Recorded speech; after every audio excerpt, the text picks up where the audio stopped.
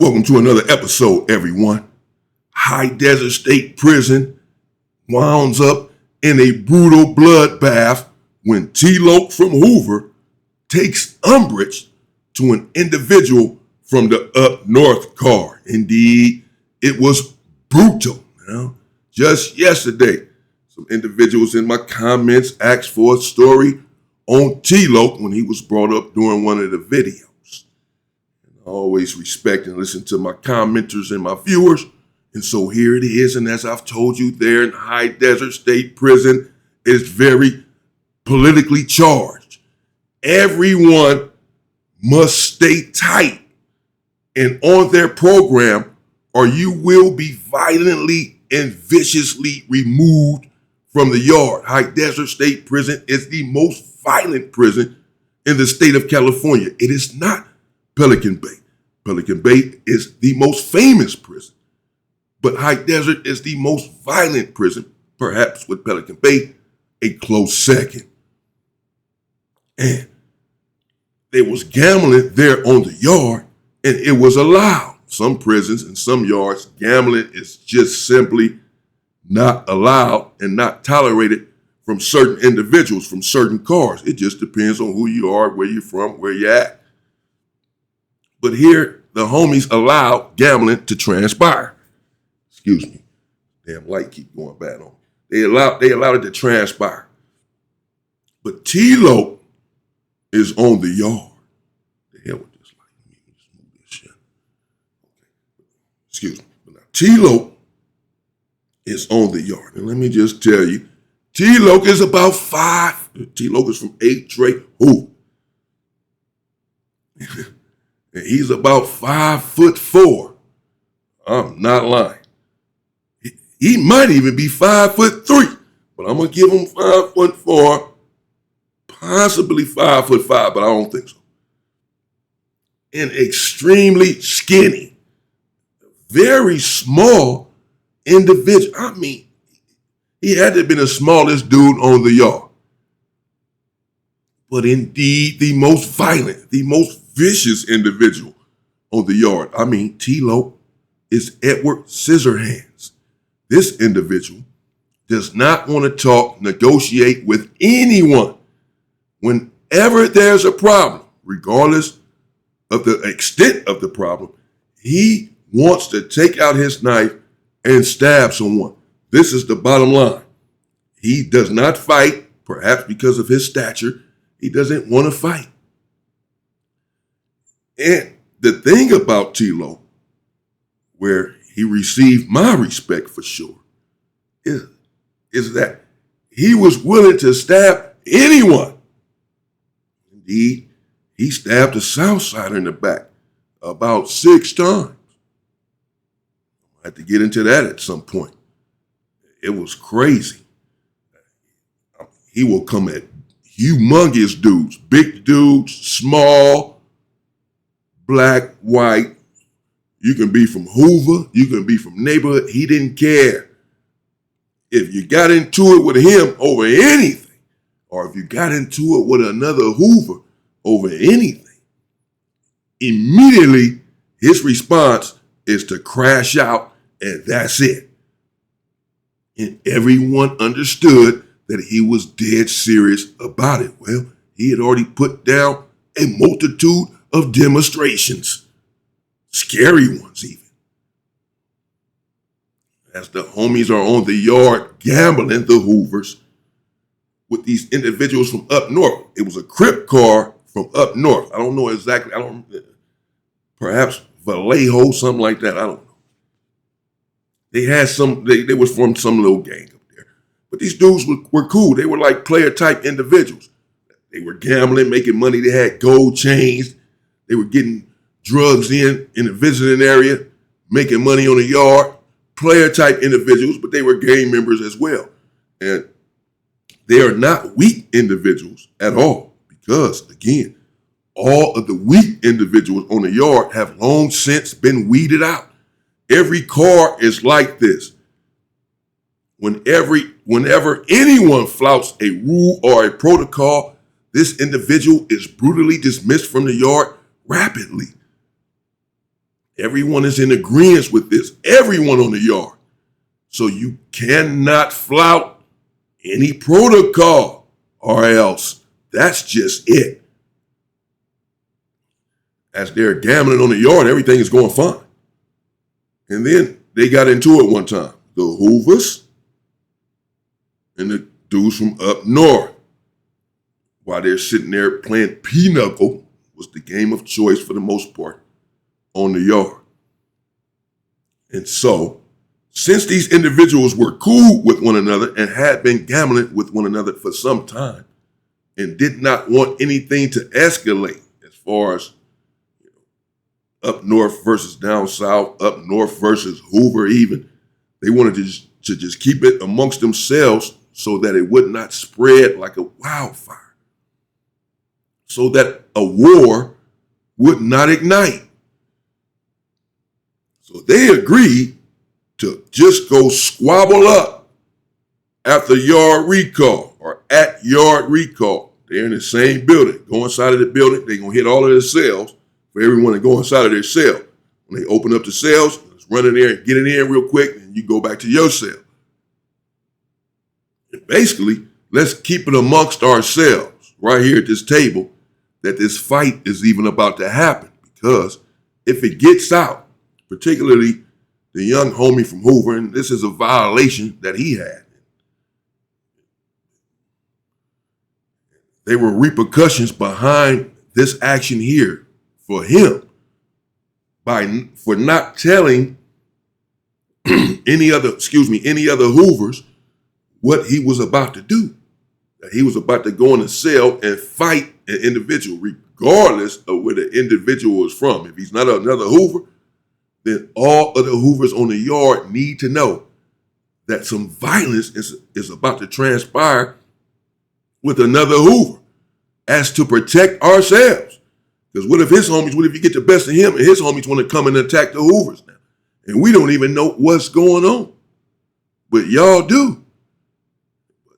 Again, the young homie felt like if he let it be known that this fight was about to transpire, then it would escalate, particularly with the loose cannon T-Lo on the yard. And he was right. So they go inside of the cell and they squabble up, unbeknownst to any of us. This is a violation. We need to know what's going on. That a Hoover is in a cell fighting someone from another car. This could have ended badly, and we're in the blind. And it's your job to inform us. Nevertheless, people are going to hear in the building what's going on, see what's going on. Yard recall, cracking the doors, going in there, people passing by the door, seeing what's going on. So we're going to get word, for the most part, eventually, that this fight transpired. Now, we got word that a fight had transpired with a young homie in the building and a dude from up north. That's really the only word that we had received.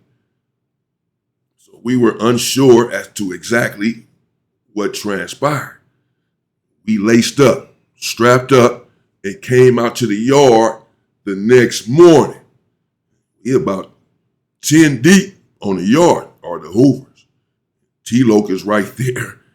He's right there in the circle, and he's basically pacing. Now, he's chomping at the bit. He's not even saying anything. Not one word has come out of his mouth. Not one. Most killers are silent like that. He's not saying much, but we can all check his mannerisms and know that he's very agitated. But everyone is, because we got word that one of our loved ones, and we got love for this individual. He's a young homie, but he's a soldier, has just had this squabble. Not only that, word did come down that his eye had been swollen, and he had a long scratch coming down his face. A long one, like from his eye down. I seen it myself. It looked like he'd been stabbed. It looked like the dude done stabbed him. He's not on the yard yet. We're all out there gathered up. They haven't released his building yet. So we waiting on him to come out. The homie who was involved in this. And when they finished releasing their building, he hadn't come out. He stayed in. You saying, bro, what the hell's going on here? The homie's always on the yard. We out there, you have to come to the yard. Yard is basically mandatory for us. We out there working out together, but you have to come out. So we're wondering that now we think something is really wrong with our young homie, that he's really been injured or something. Why is he not out here? And so T-Lo said, get the y'all go to the building and get the young homie out and tell him to come to the yard right now. What is he doing? Tell him to come out right now.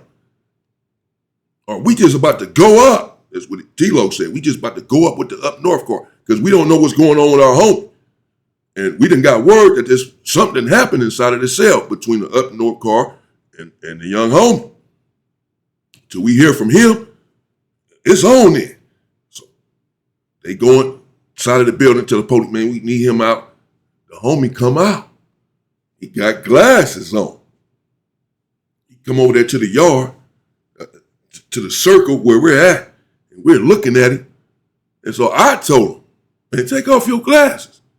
You can see the long scratch coming down, though. Like, why you got on the glasses, bro? He said, man, because of the police, you know, that's why I didn't come out to the yard. Because got to the squabble yesterday with this individual, scratched my face up. You see this long mark coming down my face, and my eye has swelled up some. So that's why I didn't come out. He took his glasses off. His eye was swelled up. That's okay. He had a fight. He's a little dude, the young homie, but he a soldier. He went right in the cell, squabbled up. We okay. Win, lose, or draw, that's not a big deal. As long as you fought, it doesn't matter. And as long as no weapons were used. So T-Lo said, but why is that scratch on your face? It looked like he used a weapon. So the homie like, nah, he didn't use a weapon. I don't know if he had some little thing in his hand because I don't understand the scratch either because he hit me. And then I felt something come down my face, but I didn't see anything in his hand. So T-Lo was like, oh, hell no, Guru. Oh, hell no, he had a knife. I'm like, oh, my God. He didn't say he had a knife. He just said he didn't have a knife. So I didn't say nothing yet. So I'm just like, hopefully the homie speak up and say, nah, he didn't have a knife. So that's what he did. The homie's like, nah, he didn't have a knife. But the homie is being vague, ambiguous even, because he's indicating, at least insinuating, that the dude perhaps had something in his hand. Just wasn't a big old bone crusher, but he might have had something because he doesn't understand the scratch coming down his eye.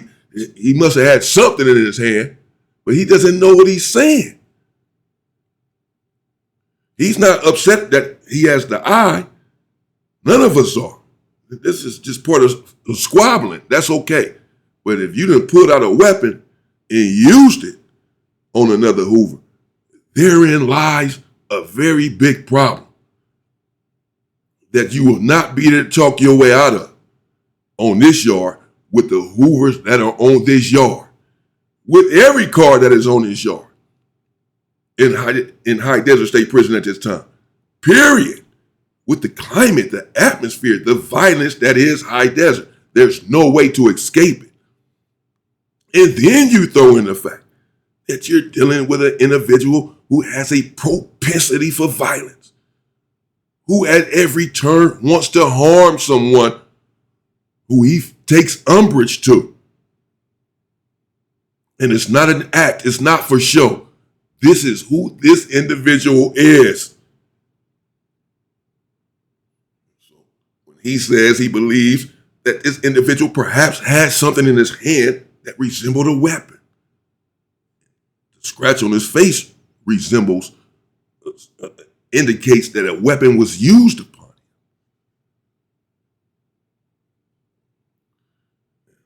T-Lo said, oh no, bro. So he stabbed you? It's up. Right now, it's up. It's up with the up north court right now, bro. Everybody out here strapped?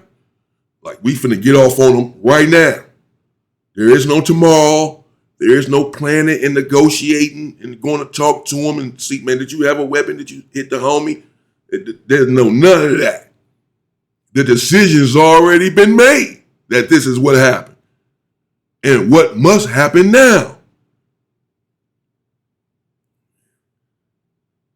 The young homie spoke up and said, no, let's keep it amongst the individual that perhaps has something in his hand or whatever. I don't know. But let's keep it with him and his cellie, what have you. T-Lo like, no, because once we attack them, it's up with the up north card anyway. So we might as well just attack all of them now.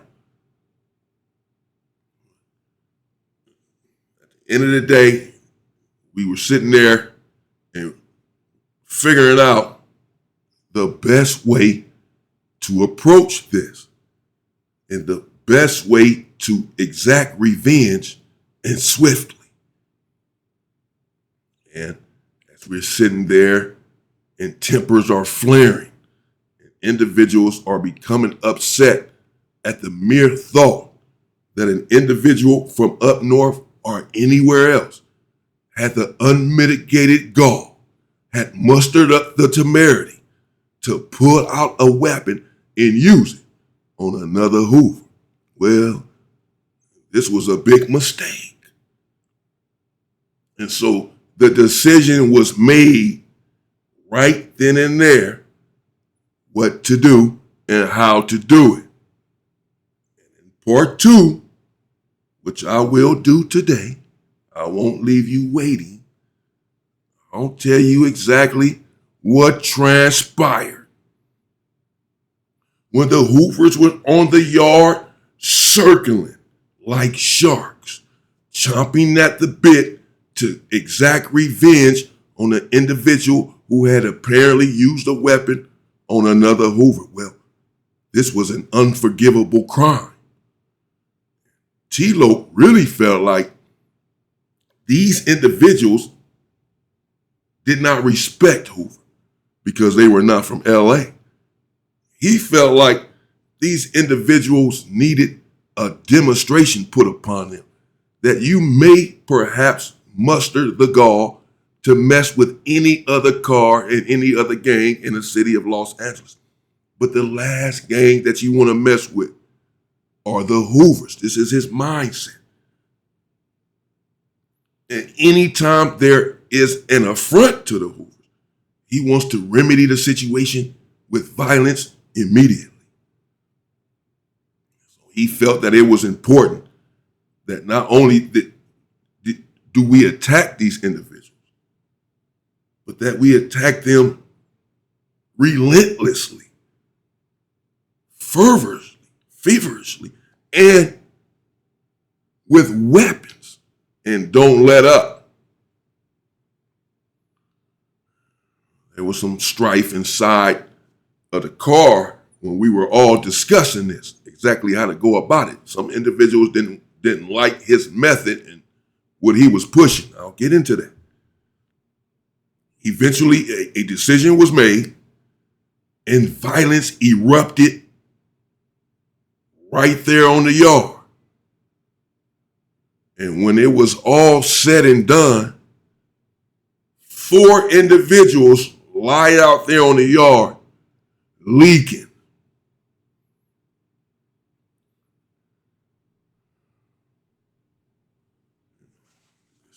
This is not to glorify the situation or not to glorify a violent individual.